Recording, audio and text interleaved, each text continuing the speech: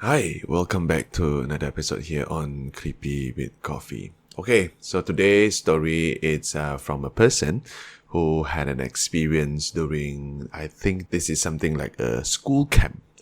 So during the school camp, it's an activity called Burung Hantu or an owl game. Before we go to the story, let me tell you a little bit about my personal experience going through the same activity. So the experience that I had playing the owl game is actually you'll be awakened in the middle of the night, like probably 10, 11 or even some 12 midnight.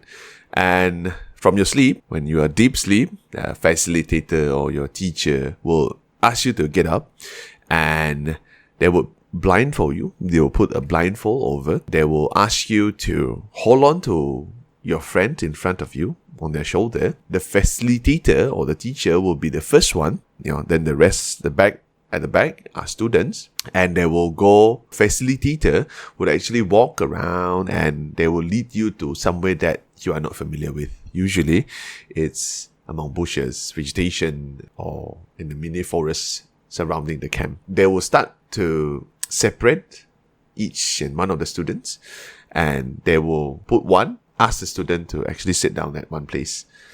Then the facilitator, with your blindfold still on, the facilitator will actually tell you, okay, later on when I approach or any other facilitator approach you, we will give you a password. For example, I would say, as in the facilitator, I would say book.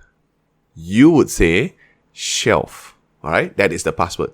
Only the two of you would know, right? So between the facilitator and the student.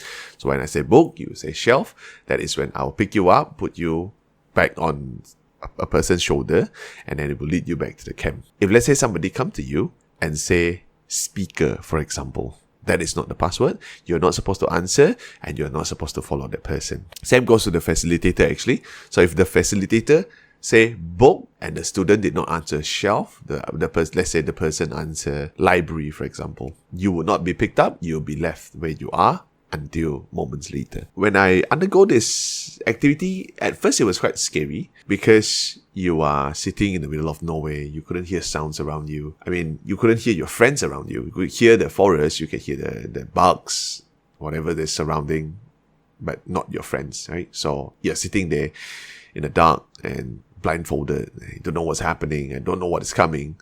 But for me, after that, it was quite amusing because I can actually hear my friend hitting mosquito and complaining. That kind of like tell me that there are friends that is nearby. But of course, when I tell this story to other friends, they will ask me, how sure are you? Those are your friends. So before we get into the story, for those who have yet to subscribe, remember to do so. I would really appreciate it, and click on the like button. And if you can, do drop in comment. And for those who wanted to share their stories, you know where to reach me. The email is just down below. So let's get on to the story. This is Creepy with Coffee. This time, I'm going to share an experience from before I finished Form 5. I was chosen by my curricular teacher, along with a few other students from my school, to attend a self-development camp at Perak. Although the person actually mentioned where is that camp, but I'm not gonna say. A camp for troubled kids. Back in school, I used to bully others so much that even the teachers got annoyed with me. They sent me to this camp hoping that my friends and I would change. Let's get straight to the story.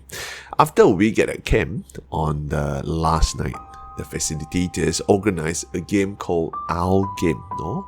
Burung Hantu. Sounds fun, right? But if you are faint-hearted, you could easily pass out from it. What they would do is they'll blindfolded us and place us in a random spots, like I tell you earlier on. I'm not sure if the facilitator was keeping an eye on all the students or not. Same. That night, the game began. My eyes were covered, and I was led by a male facilitator to a very quiet place, or at least it felt quiet to me. I had no idea where my friends were. The facilitator told me that if someone approached me, I should ask them for a password. Okay, this is slightly different from my experience. Before leaving, he gave me the password, pergi dua, balik dua, which translated to go with two, come back with two. And he told me to sit tight and not move or crawl anywhere.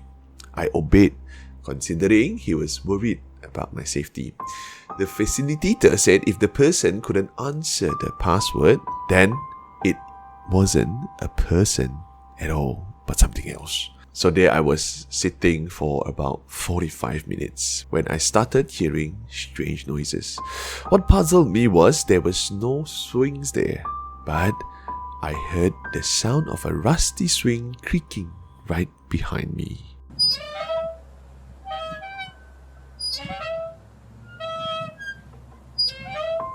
I felt a breeze on my back even with my eyes covered by a cloth. I began to sense that something was wrong. I thought maybe it's just an animal or something, but I kept thinking positively. Suddenly, I felt like someone was breathing right in front of my face.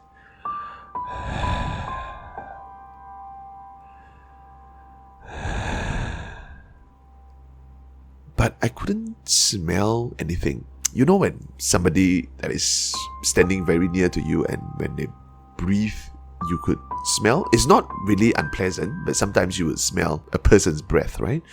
But this was no smell. My stomach tightened with fear, thinking about things I didn't want to encounter. I asked the person in front of me for the password. I asked password, but there was no response. My fear intensified as the creaking of the swing grew louder behind me.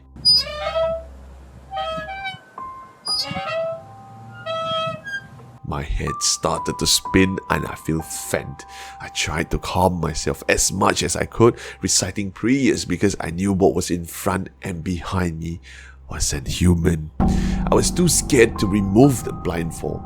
Well, running with my eyes closed wasn't an option. If you were in my situation, you would barely be able to speak, let alone recite prayers from the Quran.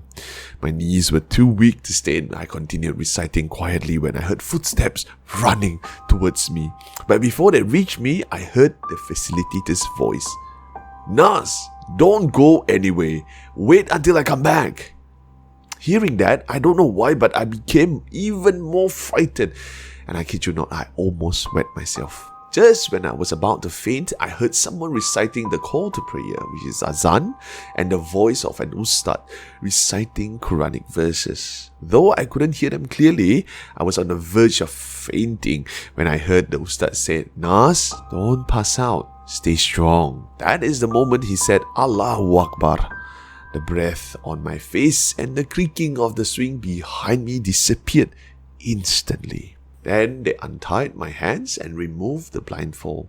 Ustads gave me some holy water to drink and regain my strength, which was really weak at that moment. The facilitator and the ustads supported me back to the camp. That night, the owl game was cancelled immediately and all the participants were brought back in pairs or groups of 3, especially the girls. That night, all the way until the morning, I didn't sleep. I just sat there thinking about what had happened to me. When I asked Ustaz about it, he just simply answered, "Forest dwellers," or penghuni hutan. So I understood what he meant, although he did not explain it in his writing. So I do not know what really the person who wrote this story understood. I swear, if you were in my shoes, you would feel exactly how I felt at that moment. This happened when I was just about to turn 70. Now, 14 years later, the memory of that event is still vivid in my mind.